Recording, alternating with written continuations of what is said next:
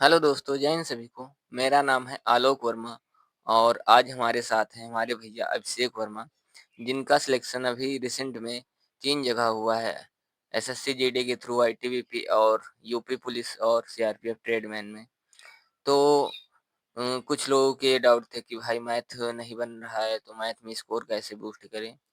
तो हम भैया से जानेंगे कि मैथ में स्कोर कैसे बढ़ा सकते हैं। बाकी बताने को हम भी बता सकते थे, लेकिन अ, हमसे ज़्यादा भैया को एक्सपीरियंस है, तो इसलिए भैया ही बताएँगे। और रही बात भैया के मतलब फेस देखने की, तो भाई अभी उनको कैमरे के सामने बोलने में थोड़ा दिक्कत होती है, इसलिए वो अभी ऐसे ही वीडियो बना रहे हैं।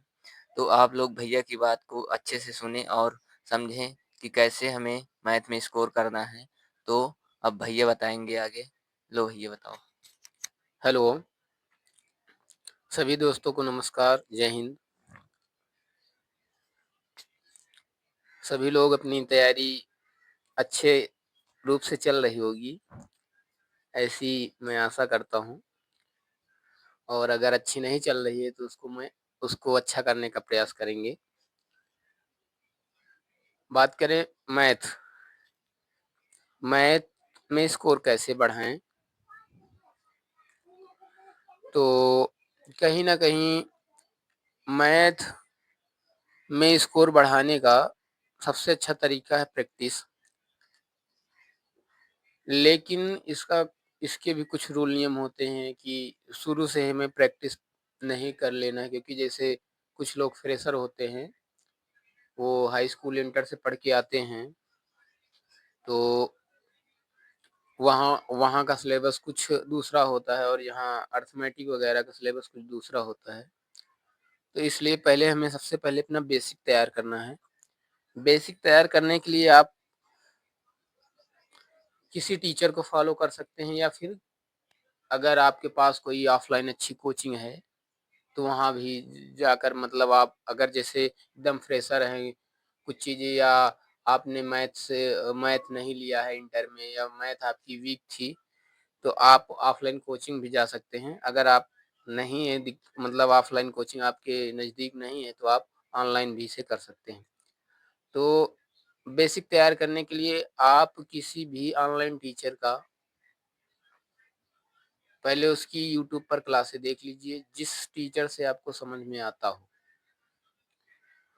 उससे आप एक बैच ले लीजिए और उस बैच को पूरा कंप्लीट कर लीजिए, चैप्टर वाइज़, टाइप वाइज़ पूरा। जब ये कंप्लीट हो जाए, हाँ, ध्यान रहे कि ये जो कंप्लीट करना है, ये नहीं कि एक टाइप पढ़े, फिर एक टाइप नहीं पढ़े, पूरी टाइप रेगुलर करके आप इसी तरह खत्म कर लीजिए। या फिर कुछ लोग कहते हैं कि भैया नहीं, मैं बुक से कर लूँगा, तो आप बुक से भी कर सकते हैं। लेकिन दिक्कत ये होती है कि जैसे आप फ्रेशर हैं, तो कुछ चीज़ें ऐसी होती हैं कि जो मतलब समझने में दिक्कत होती है, तो आप बुक भी ले सकते हो, उसमें भी सॉल्यूशन दिया रहता है, लेकिन उसमें कुछ चीज़ें बहुत लॉन्ग मेथड में दी होती हैं। तो आप अगर किसी टीचर का सहारा लेंगे, तो थोड़ा आपको जल्दी से और उसके एक अच्छी अप्रोच के साथ आप लोगों को बता देगा। तो इसलिए हमारा ज़्यादा मतलब आप लोगों का यही सलाह रहेगी कि आप किसी टीचर को शुरुआत में ज़रूर फ़ॉलो कर लें। और हाँ, टीचर भी ऐसा चुनें कि वो आपके लेवल का हो। आपके लेवल का मतलब ये है कि वो समझाने का तरीका उसका ऐसा हो जो आपके समझ में आता हो। टीचर तो ऐसे भी बहुत से हैं कि उस सवाल को देखते ही लगा देंगे, लेकिन उससे आपको कोई फ़ायदा नहीं होने वाला, क्योंकि आप कभी भी बेसिक तैयार ही नहीं हैं। तो आप पहले उस टीचर को पकड़िए जो बेसिक को एकदम अच्छे से समझाता हो, जिससे आपको पूरी चीज़ें क्लिष्ट मतलब क्लियर हो जाएँ। फिर उसके बाद जब आपका एक बार ऐसे ही पूरा कंप्लीट हो जाए, तो फिर आपकी ये हो जाएगा कि आपने बेसिक बहुत अच्छे से कंप्लीट कर लिया है। अब आपको ऐसा नहीं लगेगा कि मैंने ये क्वेश्चन कभी देखा नहीं है, इस टाइप का देखा नहीं है। उसके लिए फिर आप ये कर सकते हैं, कोई ऑफ़लाइन प्रैक्टिस सेट हो, या फिर कोई ऑनलाइन प्रैक्टिस सेट, जैसे सभी ऑनलाइन प्लेटफ़ॉर्म पर चलती है, जैसे एनटीपीसी के टाइम कोई प्रैक्टिस सेट लेके आता है, या फिर जीडी के टाइम कोई प्रैक्टिस सेट लेके आता है, दिल्ली पुलिस के टाइम कोई प्रैक्टिस सेट लेके आता है मिक्स वाला, उसको आप निरंतर लेते रहिए, जो भी कराएँ। उससे क्या होगा कि आपकी हर टाइप का रिवीज़न भी रोज़ हो जाएगा और दूसरी चीज़ ये है कि उस 1 घंटे के दौरान आपका सभी चैप्टरों का रिवीज़न हो जाए। जैसे उसमें मान लीजिए आपका कोई प्रैक्टिस सेट है, तो उसमें परसेंटेज के भी सवाल होंगे, लाभ-हानि के भी होंगे, रेलगाड़ी के भी होंगे, चाल समय दूरी के भी होंगे, तो इससे क्या होगा कि आपका उस 1 घंटे के दौरान पूरी मैथ का रिवीज़न हो जाएगा। हाँ, और ये भी हो जाएगा कि हाँ, सवाल को कैसे देखना है और उसको कैसे मतलब लगाना है, ये चीज़ क्लियर हो जाएगी। फिर अगर आप ये भी कर लिए हैं और तब भी मतलब ये है कि आपका टाइम मैनेज नहीं हो रहा है क्योंकि आप उससे तो सीख लेंगे, पूरा आपका रिवीज़न भी हो जाएगा, लेकिन टाइम को मैनेज करने के लिए सबसे अहम रोल निभाता है मॉक टेस्ट। मॉक टेस्ट आप टेक्स्ट बुक से ले सकते हैं और भी प्लेटफ़ॉर्म हैं, जैसे गगन प्रताप सर का है, टेस्ट रैंकर्स करके है या या फिर आरडब्ल्यूए वाले सर का है, आरडब्ल्यूए सर का है। मतलब जहाँ पर ये देखना कि वहाँ पर जैसे आरडब्ल्यूए पर अंकित भाटी सर के द्वारा वो जब जैसे जीडी वगैरह का आता है तो मिनी मॉक करके आता है, तो उसको भी आप लोग लगा सकते हैं। उसमें और जैसे मान लो टेक्स्ट बुक पर है तो टेक्स्ट बुक पर जैसे आप एसएससी की तैयारी कर रहे हैं या अभी एसएससी की तैयारी नहीं भी कर रहे हैं, तो उसमें एसएससी जैसे मैथ के क्वेश्चन लगाने तो उसमें रहता है कि मतलब वो प्रीवियस ईयर टेस्ट पड़े रहते हैं मैथ का अलग सेक्शनल जिसको बोलते हैं, उसको आप लगा लीजिए। तो उससे क्या होगा कि आपका टाइम भी मैनेज हो जाएगा। हाँ, और उसको लगाने के बाद ये नहीं कि बस केवल लगाए और छोड़ दिए। लगाने के बाद आपको ये देखना है कि उसमें ये देखना है कि किस चैप्टर से हमारे क्वेश्चन भी गलत हो रहे हैं। जैसे आपने देखा कि हमारा वर्क एंड टाइम का क्वेश्चन आया था और ये वाला गलत हो गया। तो इसका मतलब ये है कि आपने जो वर्क एंड टाइम की जितनी टाइपें पढ़ी हैं, उसका आपने या तो सही से रिवीजन नहीं किया है या फिर ये टाइप आपसे छूट गई है। तो उस टाइप को आप वहाँ से कर सकते हैं कि फिर दोबारा से अगर उस टाइप का क्वेश्चन आए तो गलत ना हो। इसी प्रकार हर चैप्टर को आपको करना है। कुछ दिन बाद आप ये देखेंगे कि आपकी लगभग सभी टाइपें क्लियर हो जाएँगी, आपका टाइम भी मैनेज हो जाएगा और आपका स्कोर भी अच्छे से बढ़ने लगेगा। तो यही स्ट्रैटेजी है और ये मैंने भी शुरुआत में ये इन दिक्कतों का सामना किया है, इसलिए मैं आप लोगों को ये बता रहा हूँ। और जैसे थंबनेल पर लिखा भी होगा कि मैंने 3 से 4 एग्ज़ामों में मतलब फुल नंबर किए हैं मैथ में, पूरा स्कोर किया है। और मैंने कुछ स्क्रीनशॉट नहीं भी लगा पाए हैं, जैसे कि अभी वो आरपीएफ कांस्टेबल में उसमें भी हमारे 33 क्वेश्चन थे 35 में।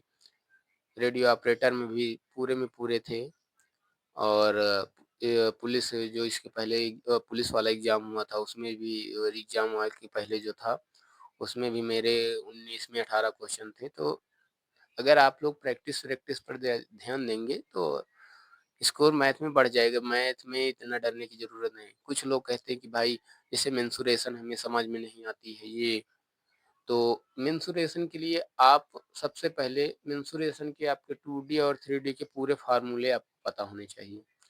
क्योंकि हम मानते हैं कि मैं सीजीएल वगैरह नहीं दिया है, लेकिन क्योंकि उसमें हमारी इंग्लिश काफ़ी वीक है, तो इसलिए मैं उसको नहीं दे पाता हूँ। बाकी मैंने जो ये कांस्टेबल और ये लेवल के जितने भी एग्ज़ाम होते हैं, चाहे वो दिल्ली पुलिस हो या दिल्ली पुलिस एडब्ल्यूटीपीओ हो या सीआरपीएफ ट्रेडमैन हो, जीडी हो, इसमें मैंने जो भी एग्ज़ाम दिए हैं, अगर मेंसुरेशन वगैरह के क्वेश्चन आते हैं, तो इतने कठिन नहीं आते कि आप ना लगा सकें। उसमें फ़ॉर्मूला बेस ही आते हैं। तो इसलिए अगर आपका एडवांस वाला पार्ट वीक है, तो आप कम से कम इतना तो कर ही लीजिए कि उसके फ़ॉर्मूले बेस के जितने क्वेश्चन हों, वो आपसे लग जाएँ। उसको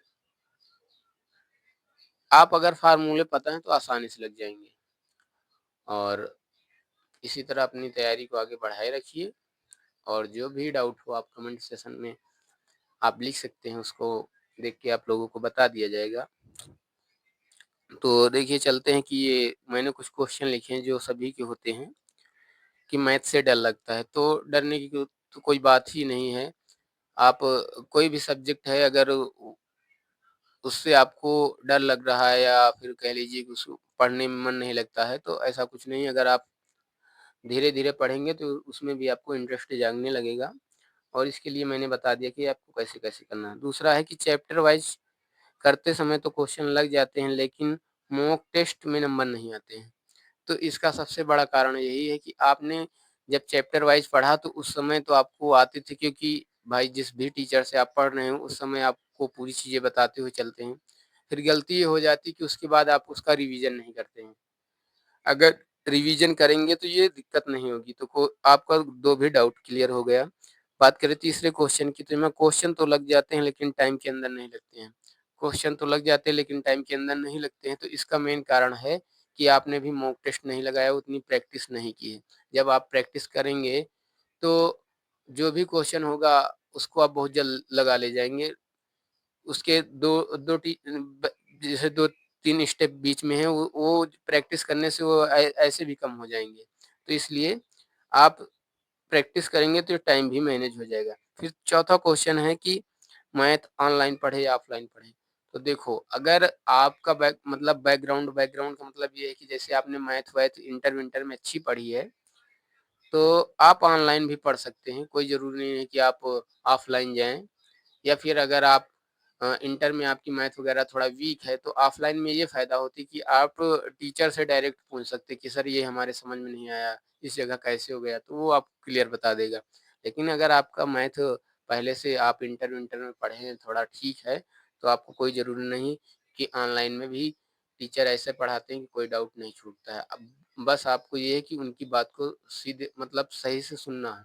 ये नहीं कि आप ओ पढ़ रहे हैं दूसरा और ध्यान दूसरी चीज़ों पर दे रहे हैं, तो फिर वो नहीं हो पाएगा। तो ये मैंने डाउट क्लियर कर लिया, आप अपने हिसाब से देख सकते हैं कि अगर आपकी मैथ पहले से थोड़ी अच्छी है, आप ऑनलाइन क्लास ले रहे हैं, वो समझ में आ रही है, तो आपके लिए ऑनलाइन बेस्ट है, कर सकते हैं ऑनलाइन।